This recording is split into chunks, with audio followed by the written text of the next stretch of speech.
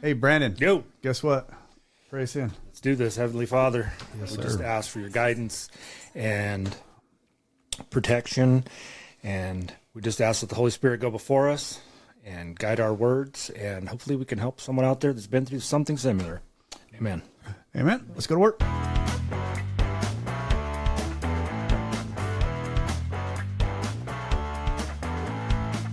I'd love to have fucking Back in Black bring us in. I've tried it. Remember when I played Ozzy on here Yeah. when he passed away? That whole thing got cut out. So yeah, when it's copyrighted, it does it. It's fine. I got it. We're moving in over there. We're gonna revamp this entire process, brother. Revamp this entire thing. What? I want to read something. Talk to me. This is right. This it's funny. This is right turn. My too. word count was high on the last I know. episode, so you need to get your word Well, count because we up. don't have Katie sitting in here to help. She's over. You got her over there. Slave I put driving. baby in the corner. Yeah, I put baby Nobody in the corner. does that. So here we go. Imagine this. Page 127. The family afterwards. The head of the house ought to remember he is mainly to blame for what befell his home. He can scarcely square the account in his lifetime. But he must see the danger of over-concentration on financial success. Although financial recovery is on the way for many of us, we found we could not place money first. For us, material well-being always followed spiritual progress. Never proceeded. Here we go. Since the home has suffered more than anything else, it is well that a man exert himself there. He is not likely to get far in any direction if he fails to show unselfishness and love under his own roof. Amen to that. There you Amen. go. Just like page 19. What's top page 19 say, Larry? I don't fucking None know. of us make a sole vocation of this work, but a greater demonstration of these principles lies before each of us in our respective homes, occupations, and affairs. That means we're supposed to shine at home, at the job, and in society.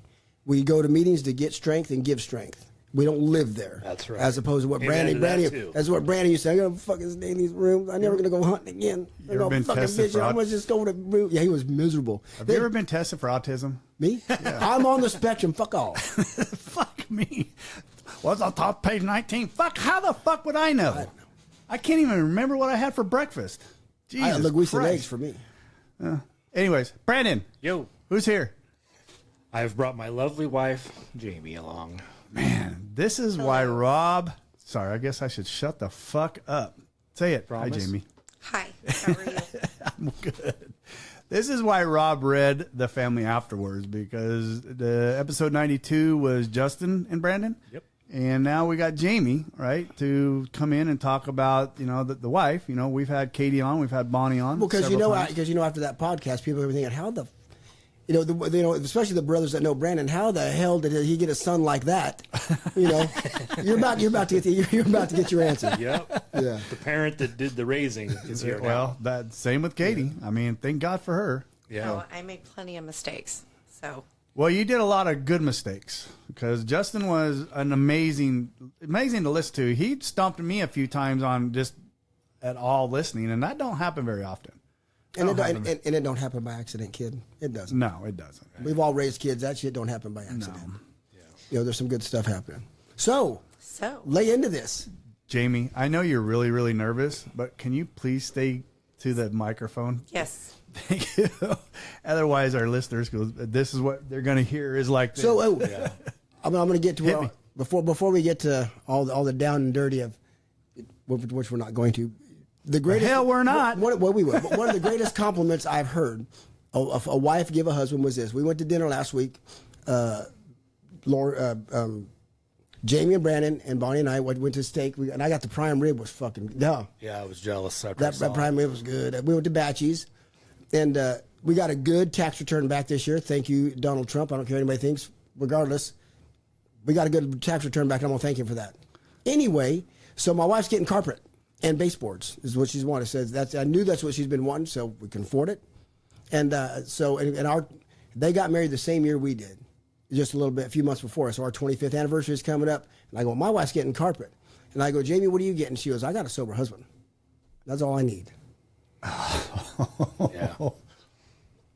absolutely. Now that made me cry. Oh, that brought tears to my eyes. Yeah, it definitely stumped Rob. Yeah. I just He stumped me. He stopped, and I was like, Yeah. Dude, there's no better compliment. What else is there? I can tell you my first experience with Jamie, I guess I could probably go back, is she instant messaged me in no, maybe I reached out to you in through Facebook when I think it was his like 90 days or something, you know, and we were just back and forth. And I think I commented on you and said, you know, it takes the strength of a woman, because I know I have one right here to do what you're doing. Right. And thank God for you ladies to stick by. Right. It tells us in our book, you know, for some reason we attract strong women. Right. You know, and I think the men that lose their wives, you know, to this disease, more than likely probably shouldn't have been married to him in the first place. I don't know, but or ours were so sick in the head. We made them so sick in the head that they just stuck around through the hard part of it. Dr. Bob said it, but the family is sick because of the alcoholic. But they just didn't give. I don't know. We're married to incredible women. That's all. That's all you can say. That's right. So Jamie, take us through Brandon's little escapades. Little escapades. No, I want to hear just about. There had to be love. You got married. You guys were young. Yes. So I had a very volatile childhood. Oh, that's right. We got together because we all heard Bonnie's. This is like Bonnie's spirit animal. Yeah. I mean, their childhoods, identical, and the way they see life. Jamie, that's scary. I know Bonnie very well. Very similar. We have a lot in common. A lot. Yeah. We do. I relate a lot to Bonnie. A lot of abuse from my uncle. It was just constant. And my parents, they didn't abuse us, but they were so volatile together. My dad he was an alcoholic. Is he dead? Yes. He passed away in 2007.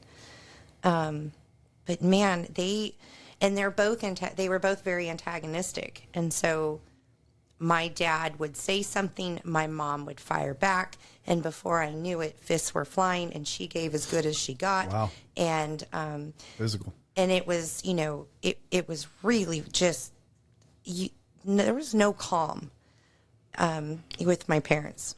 And then they divorced, and shortly after that, my oldest brother died in a freak accident at work. And that moment, my whole family fell apart. Everything fell apart. So I lost my mom, I lost my dad, I lost my brother. And then it was up to me to figure out how to take care of my little brother. Your age? I was almost 13. Okay.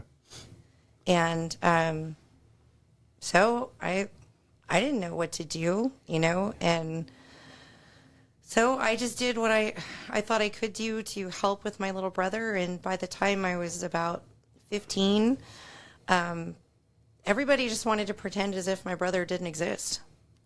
Like, nobody wanted to talk about him. Nobody wanted to say his name. The grief was so intense. And yet no one wanted to walk through the grief. And I did. And I kept coming up and we got to talk about this. We have to do something. We can't live like this. Can I ask how he died? Yeah, he was at work. Okay. And he was in the back of a pickup. And Okay. they were only going like 5 or 10 miles an hour. Okay. And he was going from, one house to another, dirt road, hit a bump. He happened to be leaning over the side just enough that when he hit that bump, it threw him out. And he hit a couple of rocks just right, and he was brain dead. Very dramatic then. Very traumatic then. Yeah. Very, yeah. So, And it was right at Christmas. yep. So, it was 10 days before Christmas. So, it changed everything, and it changed how I seen the world. It changed how I viewed people. Most people, it's their dad that's like he was quite a bit older than me, and so he was my superhero. Like he was the one I looked up to. He was the one that brought me stability when my parents were. What's the age difference, Jamie? So he was 20, so he's 8 years older. Okay, that's a difference. So he was 20 when he died. Yeah. Okay. And he was just, it's not putting him on a pedestal. Everyone's encounters with him, he was, something different for everyone. But for me, he was my everything. He was my safe place. Right. And, you know, we fought and argued and, you know, just like siblings. I drove him crazy, you know, like. Baby sister. Yeah, exactly. Exactly. But at the end of the day, he was my brother, and he loved like no other brother. And he taught me what it was like to be an older sibling, because we had a younger brother. And the age difference between you and the baby? 6 years. That's quite a difference. There's a spread there. Yeah. Wow. That's 14 between old. Boy, Yeah. Mom and Dad didn't get along very much at all, did they? No. No, it was just really, really toxic. And, but one thing, like, even though my parents, it was terrible, the one thing I do credit my mom, well, there's many things, but one thing for sure was she didn't trash my dad in front of me. So as mad as she would get, and she would see that she knew that we saw these things, she didn't trash him. She didn't say, you know, hateful, terrible things about my dad, which fast forward allowed me some of that insight with Brandon. So it Not gave, to tear him down. yeah. Okay. And to allow my children to see their father as their father, and not through my glasses, not through my jadedness or my anger. It allowed me to let them talk about all their feelings that they had and not add any input. Well, you should be feeling this way, or, you know, well, he did say that. You You know how rare that is? Extremely. I've never heard that of all the people I've sponsored, the men I've sponsored, when there are children involved, and there's that going on in the marriage. The children are used as weapons. Yep. 9 times out of 10. And that is something that I have advocated And that's who pays the price. against, is doing that. I have had friends who have done that, and my first thing is, you will be the one that they will turn on when they get older because of what you're doing. Right. Wow. You will be that person. You're going to be that parent. They're going to choose the other parent. Not that there should be a choice, but But it happens. it will come I down got to a great story that. about that. So, anyways, I moved out at 16. I met this guy that drove me absolutely crazy. He would not leave me alone. He kept showing up at my house. Son of a bitch. His stepbrother was our roommate.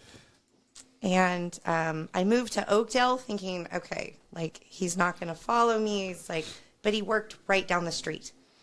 And so there he was. Stalker. And I just didn't trust men for obvious reasons. And so he just said, hey, let me go, like, let me take you out. Go out with me. You know, if you don't have a good time, or it's not what you think, you know, I'll leave you alone. You know, I won't come back. He says, I just want to go out with you. And I did. And he was not what I expected. He was, I knew to some extent that it was, you know, it was a challenge for him. But To ask you to go out? Yeah, like, I was the challenge. Like, I can get her. I can get her. All right. Like, you know. And I know she said no, but I can do this, you know, because that's... But let's be honest. Men like the challenge, and women like to be pursued. Oh, for sure. I could see it. I mean, I knew that part. But I saw much more. I've told him over the years that the person that I saw is the person that's sitting there. It just took 30 years to get him back. So I saw him. He was kind. And he was just my safe place. And I hadn't had that since my brother died. I hadn't had that. And so I get asked a lot, why did you stay? You know, because as many times as I've cursed God, and I've cursed Brandon, when I sit next to him, it's true. it's right.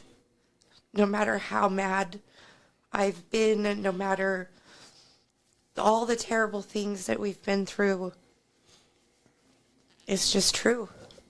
And so we started, I was just almost 17, and he was just barely 19, and that's how we started. And then when he turned 21, it was like, I honestly didn't even know he had a problem. I didn't know anything. Were you drinking at all? I mean, were you? Oh my gosh. But the problem is Rarely. meth is his problem at that time. Yeah. Gotcha. But see, I had kind of stepped away from all that because I got pregnant. Okay. And I tell my daughter, like, she knows, and my son too, is, man, when they came into my world, it was my most precious gift. Because they taught me more about love and just like what you would do for another human being. And I didn't even know that any of that was possible. Yeah. And so I spent most of my effort and energy in how can I just be the best mom I can possibly be. And Brandon, it didn't go off the rails like right away. It was a very kind of slow Progression? Yeah, like, and I would say to him, I'm like, how come you were out so late? And he was like, oh, the boys. And I would be like, well, right on. I'm glad you're spending time with them, but like, maybe not so late, know? And then the late turned into, not being home like at all, except to shower.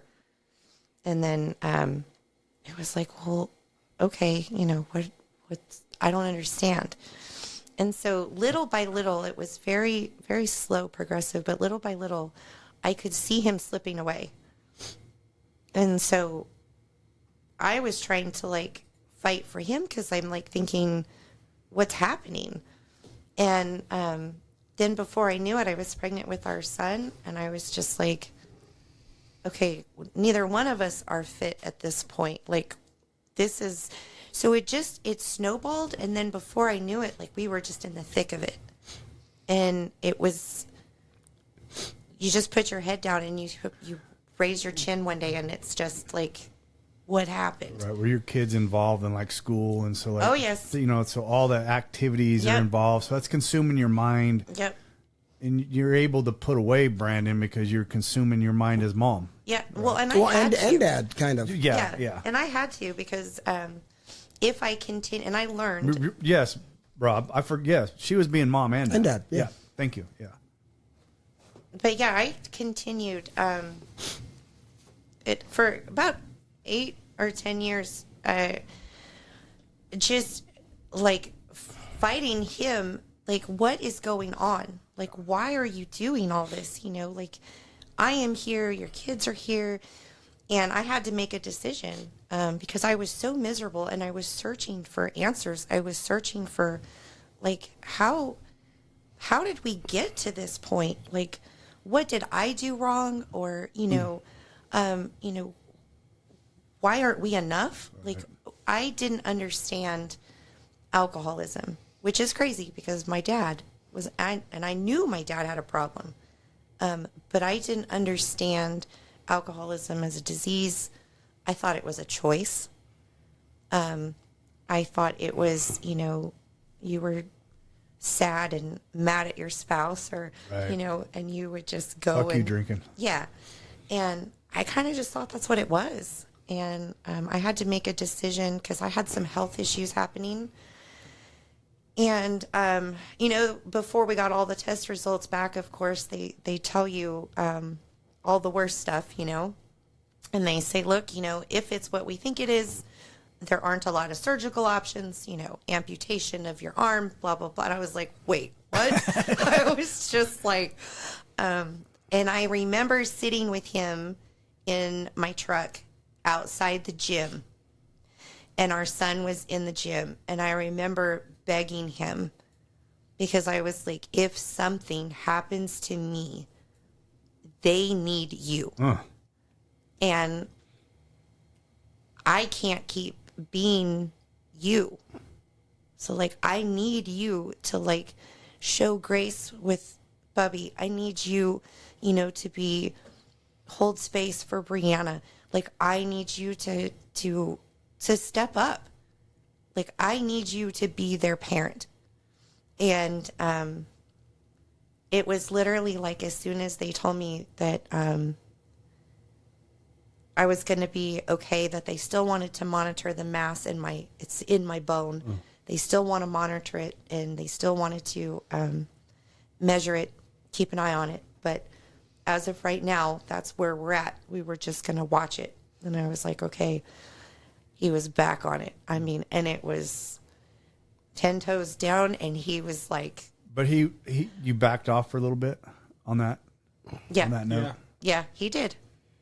Katie said something. She wrote something, and because she said the same thing. You were surviving at that point. Oh, yeah. During that point, you were just surviving. You know, yeah. Katie has said that multiple times. I was just surviving. I mean, for 20-something years. Yeah, I was doing whatever it took to survive. That's what she... Just get day to day. Yeah. But 2015 was a turning point for me. How so? Because not only the health issues, I had a failed surgery in my shoulder. So I have chronic pain. I wasn't able to continue the work that I was doing. So I felt like I was losing my independence. And, you know, when you plan someone's funeral, like, who are you going to call? Are they going to, you know, what are we going to do? How am I going to tell my kids? This was a constant worry that I had. And, you know, I was such a high functioning, depressed, anxious person that I was like, I cannot continue to live this way. So I made a conscious choice. I went through the whole, am I codependent? What do I have to do? Like, what is going on with me? And I made the decision to stay. And I made that decision because when I sat next to him, it was true and it was right. And so I was like, okay. So no matter what, no matter all the bad things, no matter all the bad things I said to my friends or vented, or it was true and it was right. And I had to figure out a way to heal as much as I possibly could for my own sanity and stay married. And so I kind of disassociated a little bit. I pulled away from him. I stopped asking him to talk to me, or I just started going through motions with him. And on the flip side of that, I was doing a lot of reading and doing a lot, like Justin said it in the previous one. We did a lot of AA things. I didn't know those were AA things. Those were books that I found along the way at the library. And I'm like, hey, this is... Because we didn't have anyone to model after. Right. So like we were kind of flying blind at this, and all of our models wasn't stellar. Mm-hmm. So we were trying to like live in a world where we really didn't know how to communicate. We didn't know how to have conversation. So I learned from books. I read, and then I tried it, and I was like, okay, I'm going to do this with my kids. And can I ask real fast, yeah. Amy? And sorry, your mom was still alive. Yeah, she's alive. Could you talk to her about any of this then? You know, my mom she's a lovely person, but my mom hasn't healed her own wounds. Okay. And she suppresses everything. And so there were traumas like losing my brother, my dad, having a psychotic brother herself. You know, she just kept burying it, and she just kept stuffing it and stuffing it. And anytime I would bring it up, she couldn't even muster any words. It was, I can't. I don't have time for this. About your brother. And it got to be about anything. Okay. Because there was a lot of animosity that my mom had for Brandon. Okay. Because she was carrying over her issues with my dad. And it was... So she'd project him to him. On his Right. Because she knew that he was drinking a little Yes. bit. Yeah. Okay. She did got too. for sure. And Yeah. so, Understood. Yeah. And so it was, and I was trying to like, my grandma, God bless her, my grandma was such a huge blessing because she would just, at the end of the day, she would say, well, do you love him? Yeah. And I would say, okay. And she said, so what are we going to do about that? You're going to show up every day doing what you can to make his day easier. What can you take off his plate? Well, then I created a monster because then he was like, well, here, take it all. Right. And I'll go to work. You deal with all of it. And More time to drink. yes. But I still live by those principles. I still love that thought of with people in my life in general is how can I make your day easier? What can I do that'll take some of that? Codependent, though? Would it be considered codependent? It depends on the motive. Yeah. I mean, I'm not doing it for you to, in the beginning I did, but I did do the whole codependency breakdown. I'm not doing it because I'm afraid you'll be upset with me if I don't. I'm genuinely doing it because I see you've got a lot on your plate today. Okay. What can I get up and make your lunch? Can I, make coffee? What can I do, that's going to ease that burden just a little bit? But that comes from years of learning how to build boundaries that I didn't understand. I had to figure that out too, and keep trying to allow people into my life when I don't want to. I don't want to trust people. I don't want to.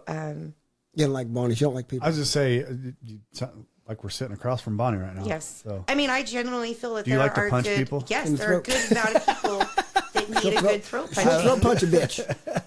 They need it. You get people I don't blame you. Hey, you're absolutely right.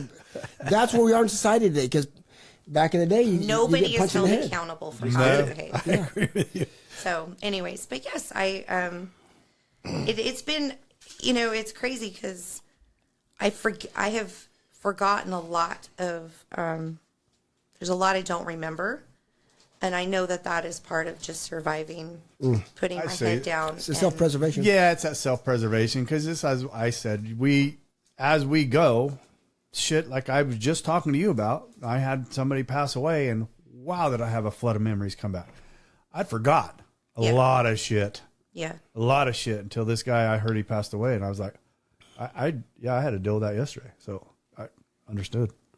So I didn't really have anyone that, because also, mind you, at this point in time, I wasn't very good at expressing the struggles I was having.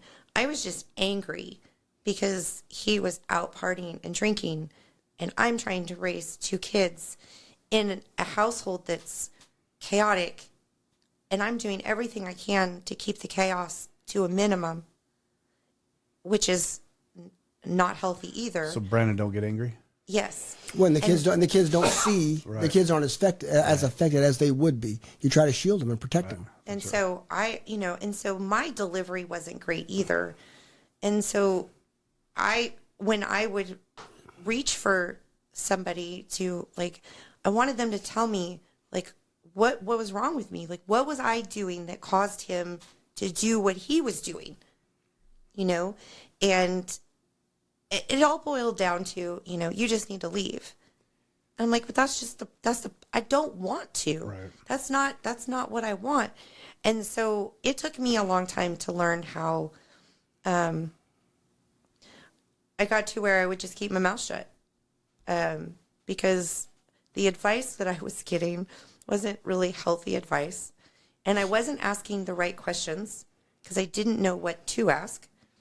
And I wasn't asking the right people.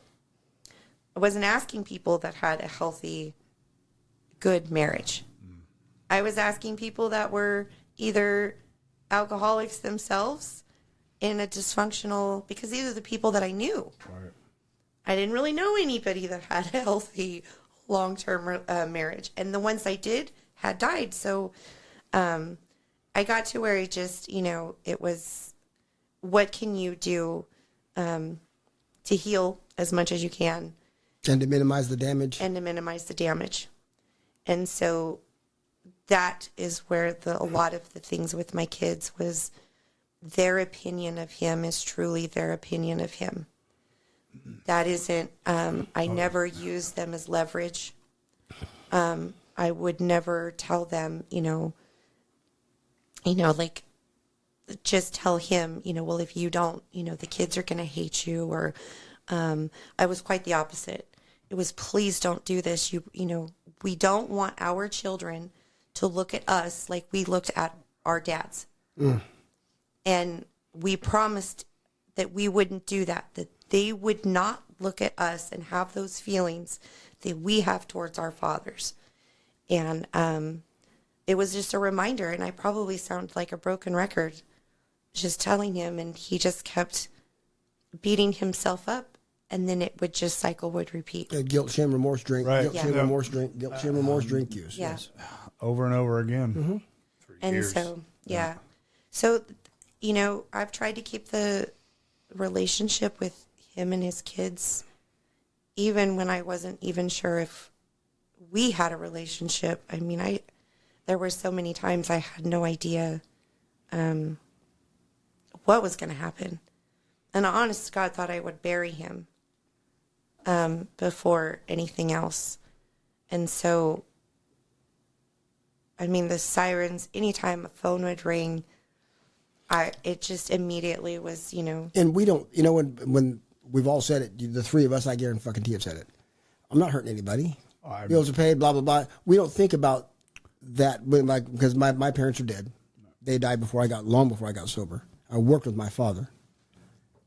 The sirens, the worry that we fucking caused by our actions. Never could understand why she had such a hard time with my drinking. But Never we could understand. but we think it ended with the harsh words or the things we said or the things we did. No, the We things never argued. We didn't have financial problems. that kind of stuff is so.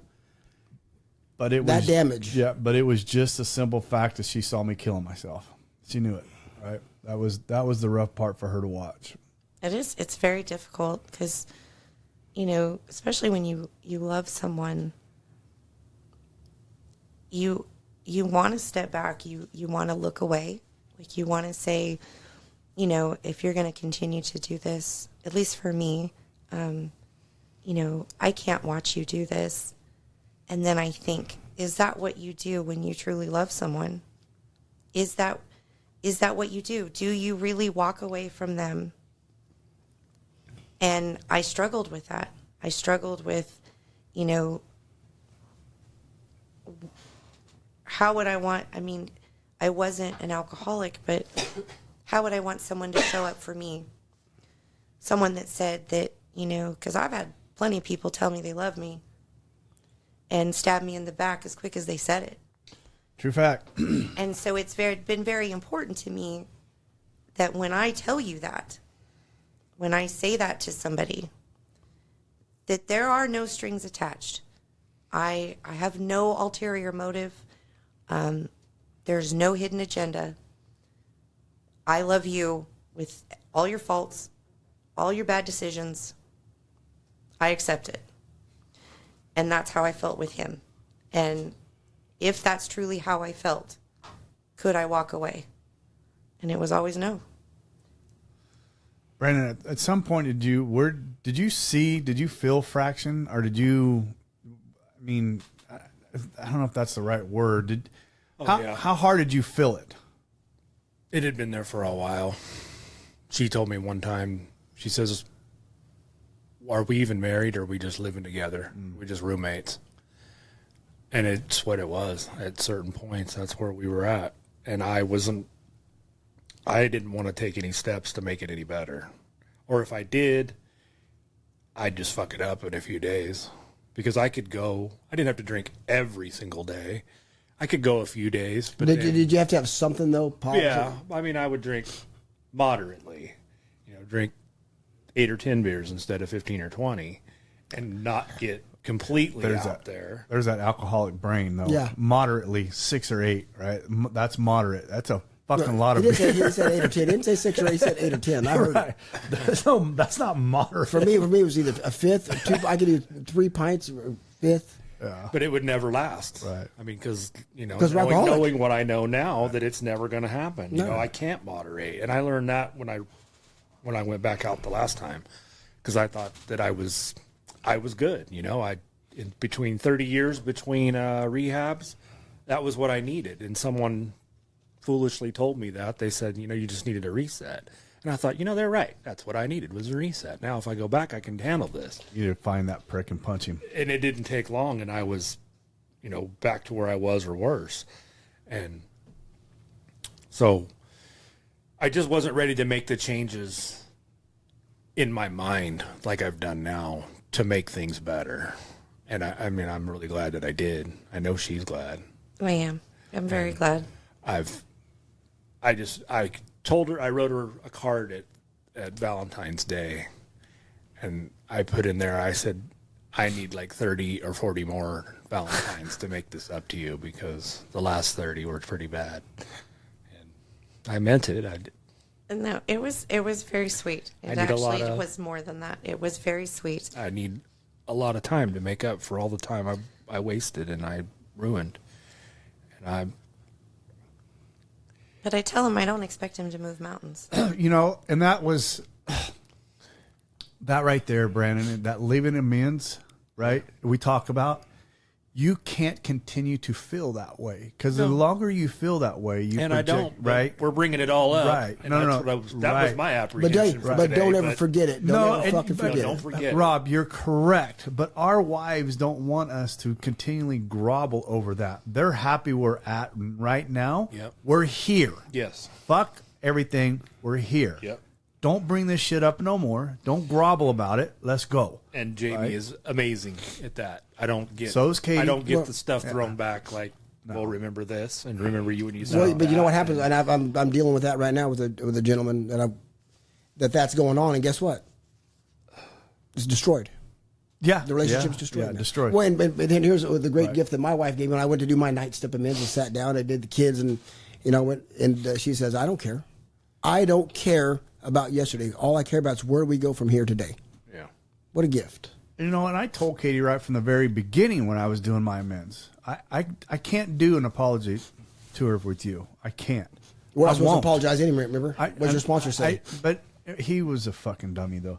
But I couldn't do an amends to her because I didn't even know where to fucking start.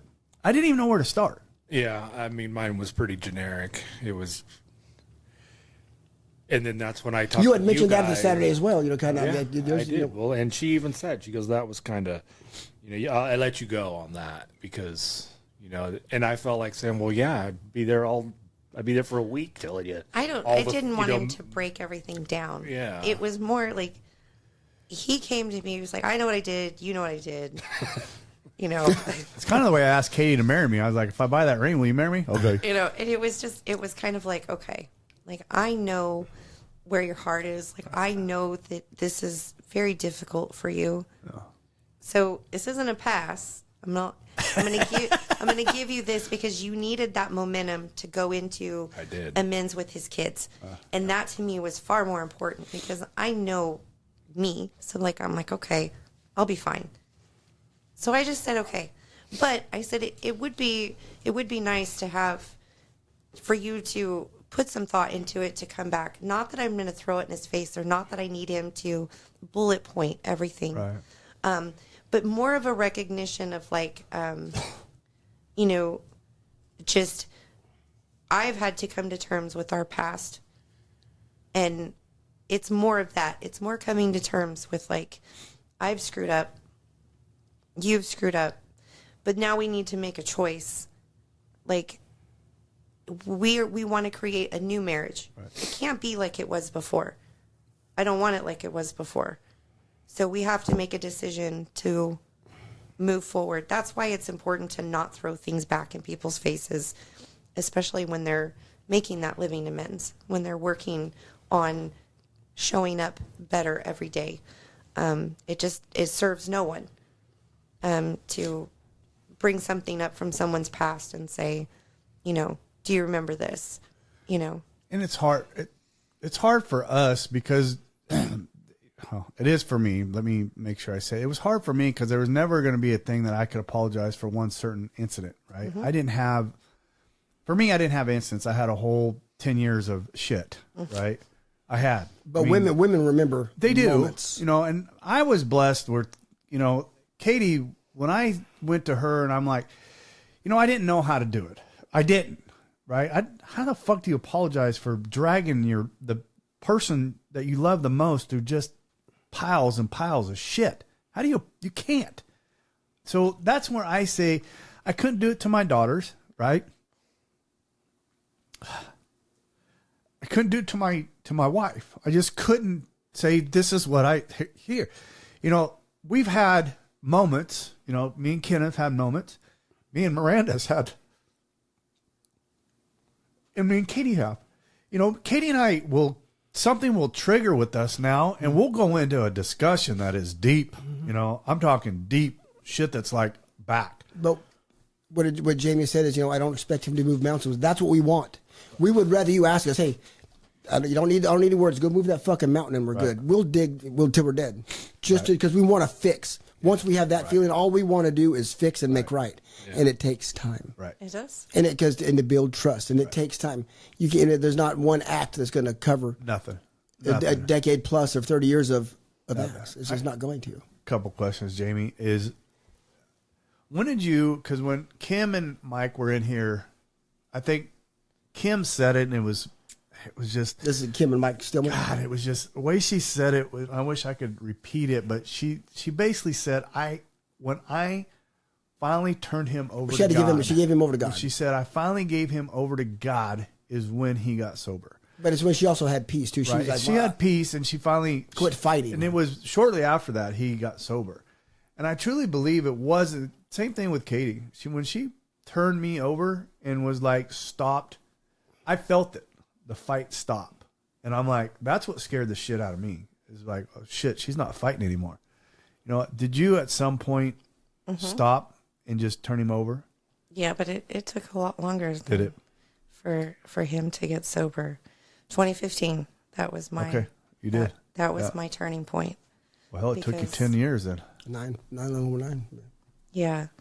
You know, we have just experienced so much loss in our families, both of us, and they kind of hit us there for a while. It was, at least one a year. Wow. And if they didn't die, then it was, a horrific accident, So we had a decade of just, and then my health issues, and I was like, I just remember seeing the relief on his face wasn't because I was going to be okay. It was so he could continue doing what he wanted to do.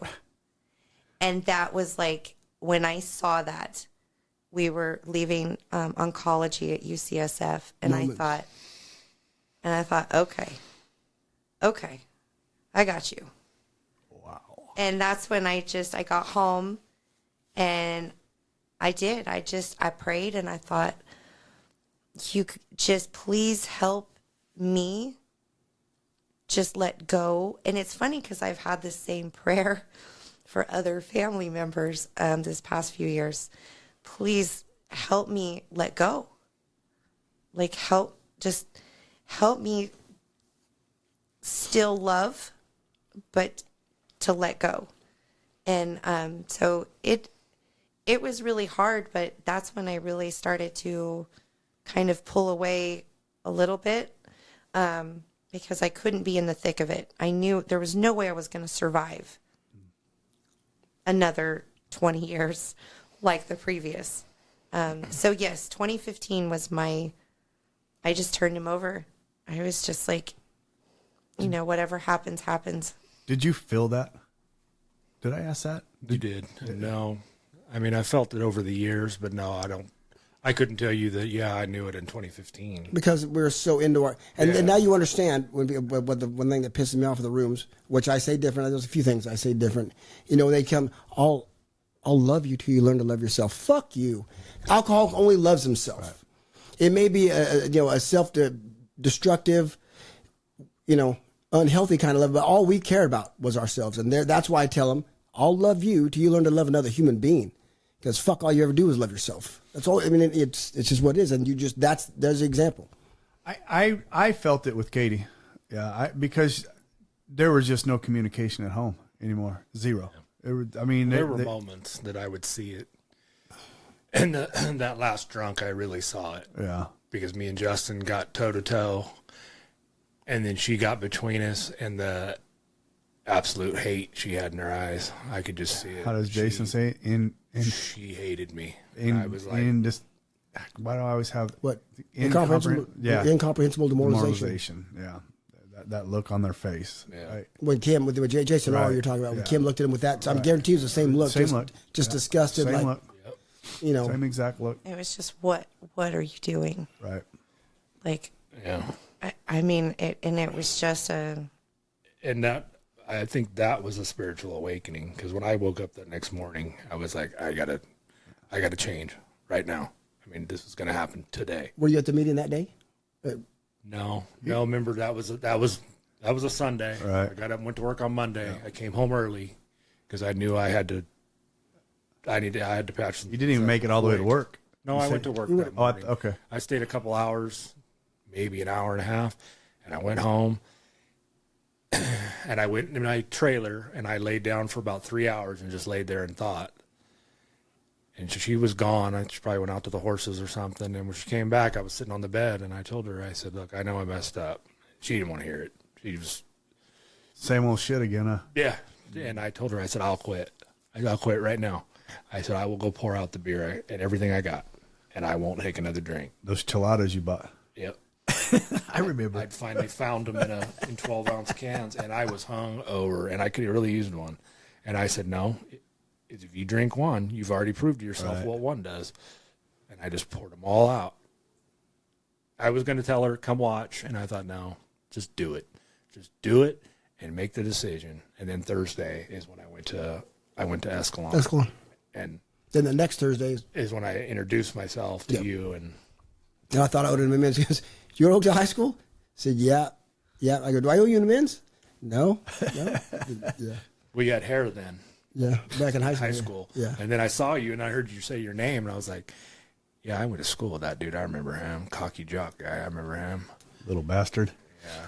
Jamie. Yes. The man he is now or the man you married? He's just better. The man he is now is just, this is who I knew he was supposed to be. This man is the man I knew he was supposed to be. I'm not romanticizing the potential. No.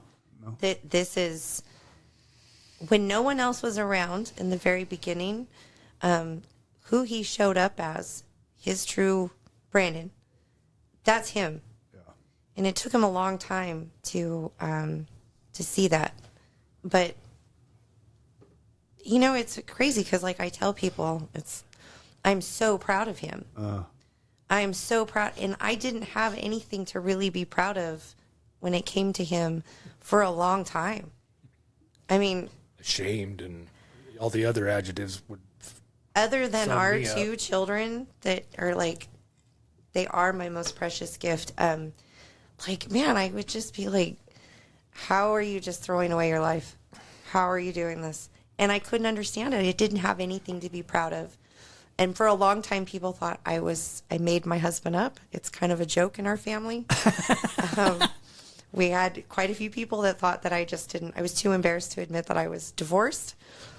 And I just made up a husband. And I was like, no, he's just doing his thing and I'm doing mine. And, when they actually saw him, they were like, wow, he does exist. He does exist. And now that's kind of how I feel to myself. He does exist. He is here. And so I don't just tell other people. I try to tell him too, how proud I am of him, and just how nice it is to breathe around him again, to be able to take a breath and sit next to him. So I want to read something. This is desperately Is that trying my to text? get. I'm desperately trying to get the. I don't even remember what I said. Well, I'm desperately trying to get the Facebook messages that you and I went back and forth with. Right, it was very at the beginning. well, this is May 7th, 2025. Because as again, when some wives when they do reach out, So I was like I about told you, 9 months sober. May 7th, 2025. Oh, he's so angry. Happy Friday. Hope all is well. Just a question, because I'm curious. Is it normal to be moody, distant, quiet, and irritated all the time? In early sobriety. The past few months have been rough. Not trying to gain info, just more insight. Oh. Is this a concern or is it normal, etc.? Just looking for words of encouragement. God. I'll read that again because it bears repeating. Yeah. Happy Friday, all is well. Hope all is well. Just a question. This is curmudgeon, Justin. This is why he got that nickname. Is it normal to be moody, distant, quiet, and irritated all the time in early sobriety? The past few months have been rough. Not trying to gain info, but just insight. Just looking for words of encouragement. I won't read you what I said, but May 7th, so 2 days later was my surprise birthday party. Oh, yeah. Yeah. It was.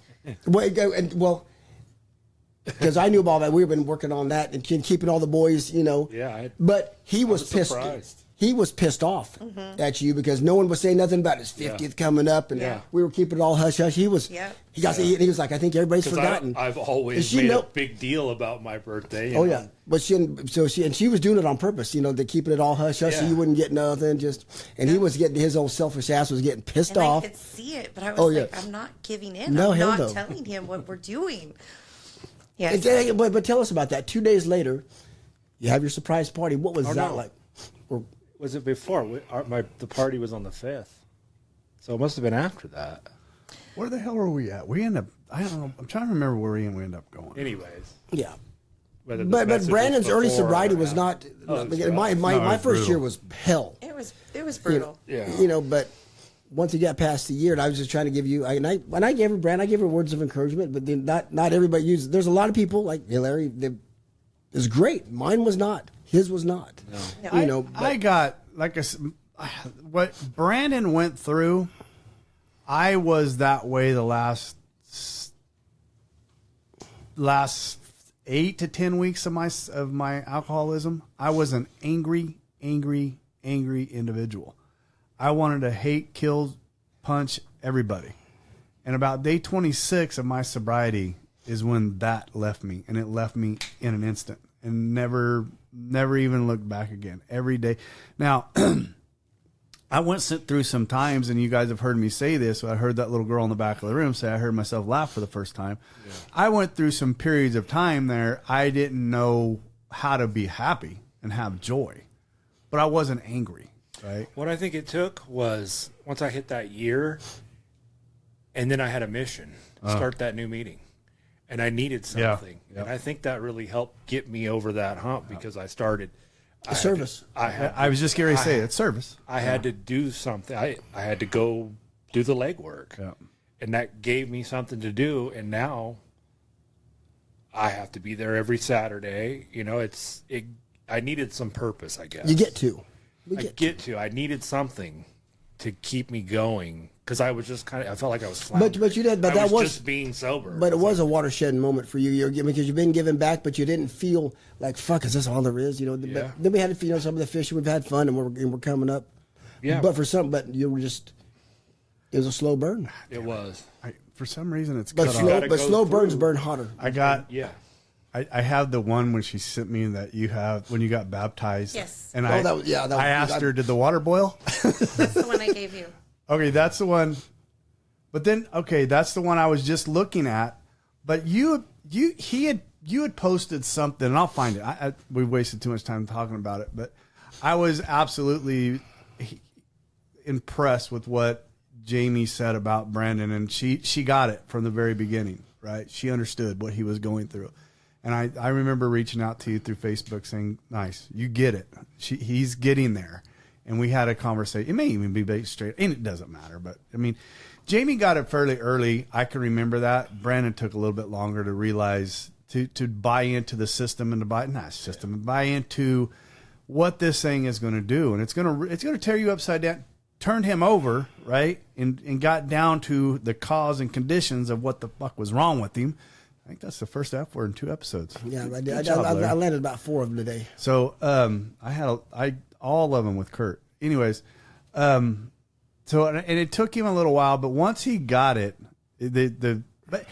so what was fun to watch about Brandon was the roller coasters, right? Those roller that was fun. Oh my God, it was for me because I knew that's a fucking. Well, he would come into Jamie, Jamie. He'd come into our meetings, and he would let something bother him for a week. You know it's bothering. Hey, Brandon, you know it's bothering. Hey, you just sit there in pain for a while. Then eventually he's either pissed off at me or the best was when he was pissed off at Rob. At one, everybody in there could see he was pissed and he wasn't talking at all. Yeah. Finally, I heard all about it. Goes, yeah.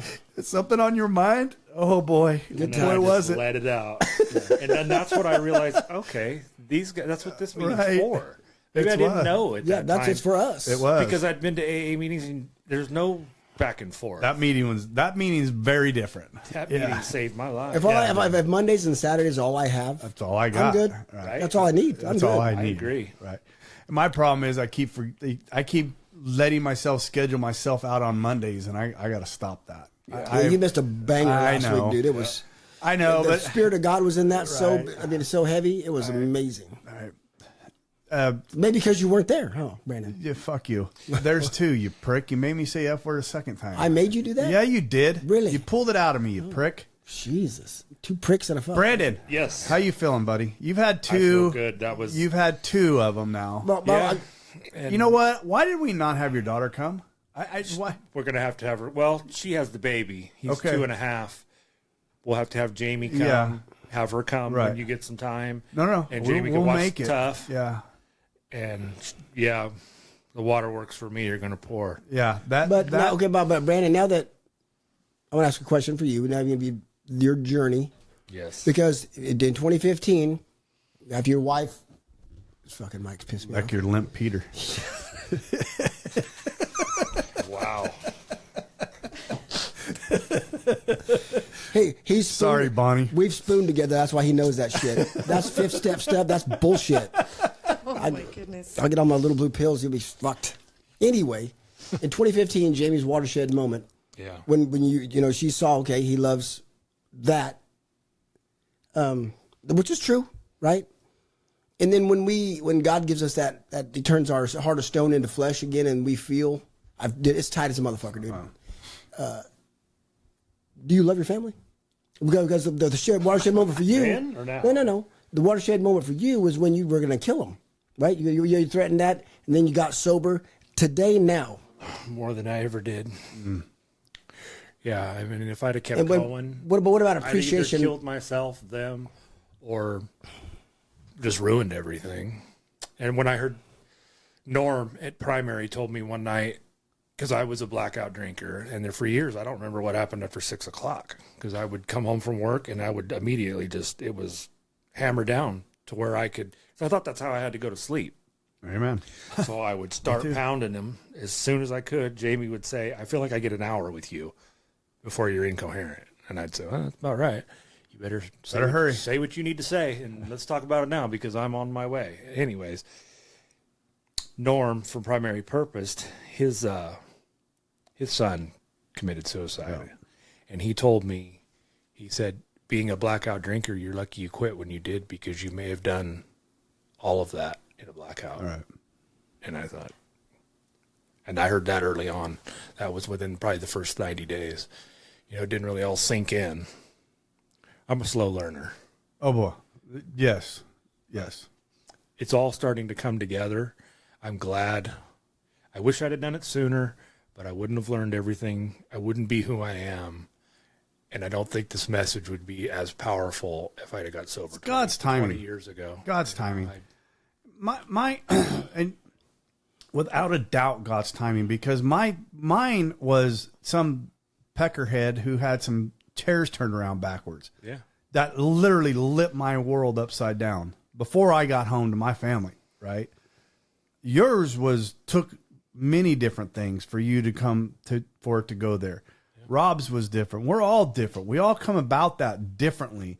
You know, every time I hear Rob say that he wanted to stick a 45 in his mouth. I had it there. I had it in my mouth. Fucking rips my heart out. That's been my first rips year. my heart out to hear that. Hard is bad. But you know, but everybody comes about it differently. You know, and I think that goes, you know, just to the listeners. If you're working through this, keep working. Don't stop. Keep working. You know, but make sure you have good sponsorship. Yes. Make sure, because I got 2 calls. I got a call last night at 10 o'clock at night. I got a call at 10:45 from 2 different, you know, and one in the middle of steps. One he's a couple years sober, but call. Right. We'll have a 15-minute fun conversation. And if your sponsor don't answer, call somebody else. Yeah, we'll go back Get to a sleep. group. It'd be great. But I didn't have that available to me. Yeah, and that's why I think, Rob, that you started this, and you and Aaron and started this, was because of this. We have this camaraderie that we can literally hold each other accountable, and you know, and that is, to me, is the most important thing. And here, Jamie and Brandon and I know Rob and Bonnie has it, and I definitely have it with Katie. Is the relationship I have with my wife is what I had as a sponsor when I was first getting sober. I can talk to her now as I would talk to Rob, right? Anything I would talk to Rob, I just talk to Katie about. She's in my house. As long as it won't hurt my wife. No, right. You know, I mean, that's something I'm going to bring up. Not hurt her, but make her think differently of someone else. Then I'll just bring it. I'll just talk to the boys. Because I don't want her to think any different about other people. So same thing, Rob. I mean, there's certain things I won't bring in our group into Katie. Right, my little fear inventory, I didn't take it to my wife. I took it to my son and then you yesterday. But if there's things that inside, anyways. So I mean, you guys will learn that relationship if you have. Maybe you have already, and you finally figure that out, and you feel that way. I mean, like I said, Katie and I will get in a conversation sometimes and that are deep. Right. And I'm like, when we're done, I'm like, I don't even know where the fuck that came from, but my God, I'm glad it did. Right. And it's just, those are just blessings that I'd have never done it 20 years ago when we first got married. Right. I was never that man. Okay. Never. We've asked this of Bonnie and everything, because I don't know if you might have heard her answer, you know, thank you for sticking around. But, because here's, okay. Bonnie stuck around, obviously. She goes, and so the question was, if you'd seen this man, well, she goes, if I saw this Rob with another woman, I'd kill them both. I'd burn them in their fucking house. You know, I wasn't going to go through all the bullshit, then let someone else get the best part, get the best version. I so I'd kill them all. I heard Bonnie say that because I was like, are you glad? Okay, are you glad you stuck around now? Oh yeah, no, I am. I am glad. It's not for everyone. My question was going to be, what would your advice be to a woman who was where you were? I mean, because, honey, you were there for a lot of years. I was. And it's not for everyone. And I think that if this is the path that you're on, I'm sorry. Yeah. But also, sweetheart, you got to step back. And you're going to have to ask yourself some hard questions. And I spent a couple of years with the help of a really good friend who recently passed, who really opened my eyes up to what a broken man was. It helped me just work through all my reasons why. And at the end of the day, he was always my reason why. If that's where you're at, then you hang in there. You know, if at the end of the day, they're your reason why, and I'm not talking about a, codependency thing. I married this man, and he was the reason that I had these 2 amazing kids. And he was the first time I felt safe. And I couldn't let that go. So if I had to carry some things that I really didn't want to carry to hopefully get him to a point where he made the decision that he made to put it down, to get sober, then I was willing to do that. But I didn't go into it blindly. In the beginning, I was blind to it. But I took quite a few years of some deep soul searching, and I got counseling myself, and it's not an easy road. It's a very lonely road. And it's really nice to not have to do life alone anymore. So, but that's an individual's choice. But that's some soul searching on that one, because it isn't for everyone. Bonnie said the only difference was there was never any violence in the home. I wasn't a violent person, so that would be the only advice difference you'd give if you're getting beat or the kids are getting beat. No, I agree, because he never laid hands on me either. So that, yes, no, if you're in an unsafe environment, that's a completely different situation. But if you're just choosing to stay because they're struggling, I knew as soon as I seen him go off the rails that he was chasing demons, and he didn't know how to get rid of them. Nope. And I think when you know someone's history, you know someone's trauma, because he knew mine and I knew his. That gives you a little grace. It does. It's like I knew that I've made a lot of mistakes too, and I wouldn't want him to bail on me. And I just couldn't see myself bailing on him. So, like I said, I've made a lot of mistakes. I'm not perfect. I've struggled a lot through our marriage too. But I just kept searching for answers, kept searching for, like, how do I, it's like when I walked into Al-Anon, literally the reason I walked into Al-Anon was, how do I help him maintain sobriety? That's how I walked into Al-Anon. And they were like, well, that's not really what we do here. And I was like, see ya. Okay, well, I might be in the wrong room, but no, it was quite eye-opening, because that was what I thought I was doing. Like, I thought I was going to help maintain sobriety. So I've had a lot of growth myself, but it's a process. And I think life is full of grace. Oh, and you cannot expect someone to forgive you if you're unwilling to forgive someone else, no matter the grievance. Because whatever your scale of bad is, it's different for everyone. There was someone at some point that forgave you for something egregious. Absolutely. And if somebody is coming to you and they're saying truly, like, heartfelt, not in a manipulating way, I am, there are no words. And there aren't. I am so sorry, and that isn't even sufficient. And to me, it's like, you know what? That's enough. Because forgiveness is an action. You have to choose every day to let go of those resentments. You have to choose every day to replace that with, not that it was okay, it was done, but with grace, with saying, I love this person enough to stay, then I need to love them enough to heal, and I need to love them enough to let this go. That's AA. Yep. And so, God. Well, that's God. Yeah. That's God. And so that's how I. It's amazing who we marry, him. Brandon. Yeah. Thank God. She's amazing. I love you. I love you too. So.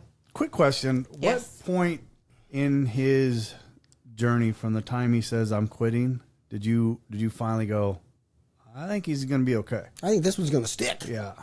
It's funny because the first time around when he went to rehab, it was that I had contemplated a couple of times, like, I just want to go grab a bottle. I want to go get a bottle of Jameson and hand it to him and say, for God's sake, please start drinking again, because I can't take the white this. knuckling. Like, yeah. this is worse than when, at least then by 6:30, the house had peace because you were asleep. Well, like, that's bad. Yeah. And that's how it was. And it's the second time around. So this last time, it was almost within the first 60 days. It was like, it didn't mean that I trusted he was going to stay sober, but it felt different. Okay. In like the first 60, 90 days, it felt different. he felt different, and it felt familiar because I was like, okay, this is the guy that I wanted. Glimpses early. Yeah. You got that early. So I was like, wait a second. And it wasn't that it was like my nervous system recognized it, not so much my brain. It was like how I felt. And I thought, okay, well, we're going to go with this. But then it took about a year before I really, I could take a deep breath and say, I know I can't future project. I get that. But I go to bed with a sober husband, and I do not for 1 second think I'm going to wake up to a drunk. And that's a really, that's a freeing feeling. For Katie, I think it when I'm going to go to the grocery store or something, she does, before. Does she going to come back with groceries? Right. Yeah. I mean, those are the things where, or even for her, even my Copenhagen, I don't know what it is. The other day, I was like, I'm going to go do I'm going to go over and see my dad. Well, that was my number one thing. I'm going to go see my dad. I'm going to fucking drink. Right. That's exactly what that meant. Or, and I think I did that here a while back, even with my Copenhagen. She's like, excuse me? He never hid it though. I didn't hide it. He was very, I did. I'm sure he lied to me about a bunch of things, but drinking wasn't one of them. No.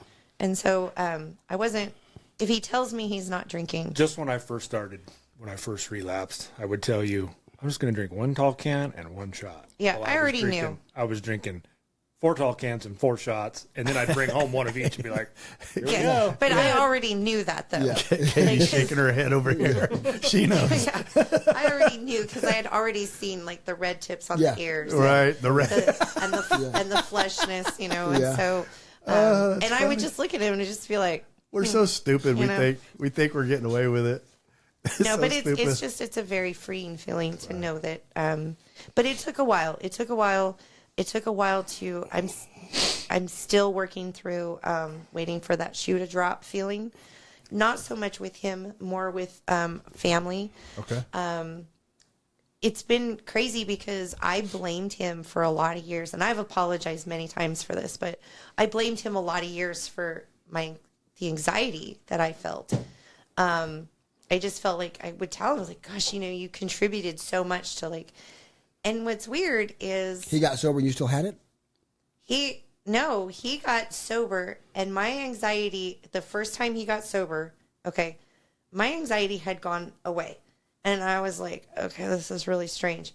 And I even remember telling him, I think I'm broken. I think, because I don't remember never having anxiety. And I was like, I don't know what happened, but I think I'm broken. And he relapsed. And the anxiety never came back. And I put myself in a situation with family that I had seen them, and it came back. It was a tsunami. And I thought, oh my goodness. And I immediately, the first thing I did was I apologized to him. I said, I am so sorry that I blamed you all these years for, contributing this much to my anxiety.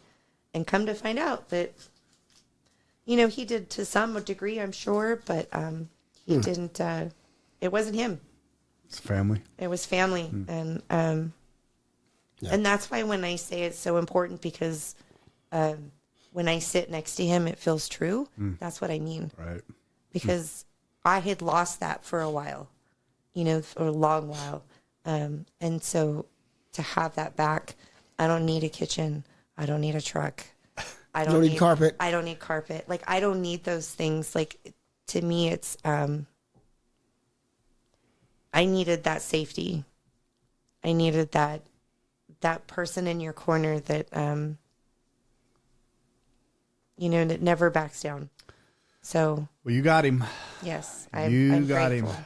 And I think we're all thankful for him. I mean, now he doesn't stop fucking smiling. Well, just the taking over that Saturday morning like you did. I mean, that just, and look at it. Look at what God's done. Oh my gosh, that Saturday meeting is just, it blows up. You got to look for places to sit anymore. Yeah. I mean, Hell, we may have to go back into that other No, room. we'll add more fucking seats. Well, the more people in there, the We'll less add the more acoustics. I don't know. We'll add more seats. It's just, I mean, it keeps getting piling Well, I'll and tell you piling what, and piling. we'll let God decide what happens. Yes. How about that? You know, and it just, and thank God that is, you know, for all of us that are in there, because that Saturday morning meeting, and that was just Brandon, you know, instead of getting a resentment against it, he solved it, right? Put it into action. Yeah, he put it into action and My resolved the favorite problem. Rob quote is, "Don't lean on a shovel and pray for a hole." Right. Start And that's what I digging. text Larry. That's what I did. Yeah. Exactly. He started digging, and it's just like, thank God for you, Brandon. And you know what? And I love having this right here, right? The Recovery Unfiltered started because of a dream I had of trying to help families. Vision of trying to help families, right? And we went a long ways until we got the family involved, you know. Well, Katie was kicking the can down the road the whole time. And then we got the families involved, and now the more I'm doing it, the more, you know, the more the people are just, it's helping families. It's helping families, and it's helping. The emails that we get. I mean, if you guys got to see some of these, right? You know, I share it with the group sometimes when I feel like it's, you know, necessary to share with the group.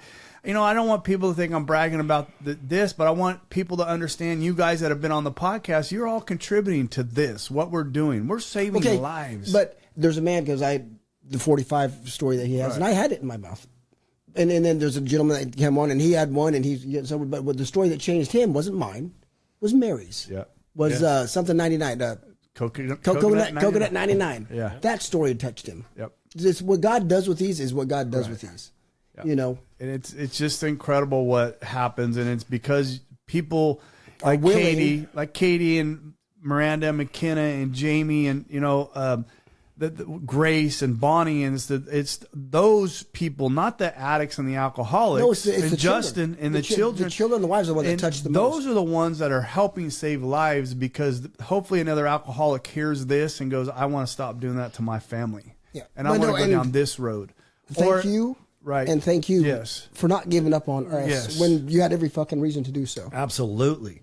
Yep. Absolutely. The wives and the families all had more than reason to just bounce and get. And wait, guess here's the thing. We would have. Yes. We're so selfish. We would have bounced. Yeah. We would have put up a quarter of the shit if she because had we're told so me selfish. to get out, I'd probably already had a bag packed. Say, thank God she finally did something. We just weren't thinking in our right minds. We weren't right. But it was still us. Yep, it was. So, all right, Brandon, thank you for sacrificing you to allow your family to come on here. Jaime and Justin, thank you for sacrificing, you know, everything you do to get on here to help somebody. Let's get Bree on here. I love the families. I think it's just, these are amazing. Well, this is what gives people hope. If you're there, right. if you were Brandon, or if you were Jaime, or if you were Justin, there is hope. I'm not saying this is going to be your outcome, but there is hope. It's your outcome if you give it. If you do it, give all, right? What does it say? Let go absolute. You let go absolute, and I promise you, right? Rob says it all the time. If you turn this over for a year, right? I just texted this to somebody the other day. If you turn it over for a year, constantly, I promise you, at the end of that year, we'll refund your misery 100%. Well, I'll call refund your misery 100%. Starting tomorrow. If you don't like what you get here, I wouldn't even give it a year. Try it for a month. What I tell Jason now, do what I do, everything I ask for 2 weeks. Right. If you don't like what you get, alcohol refund your misery. Right. You can go to prison. Right. All right. Thank you so very much. Thank you. Thank you. Thank you for listening to the Recovery Unfiltered Podcast. We appreciate you being here today. If you'd like to reach out to us, please email us at recoveryunfilteredpodcast.com. We will do our best to answer all of your emails.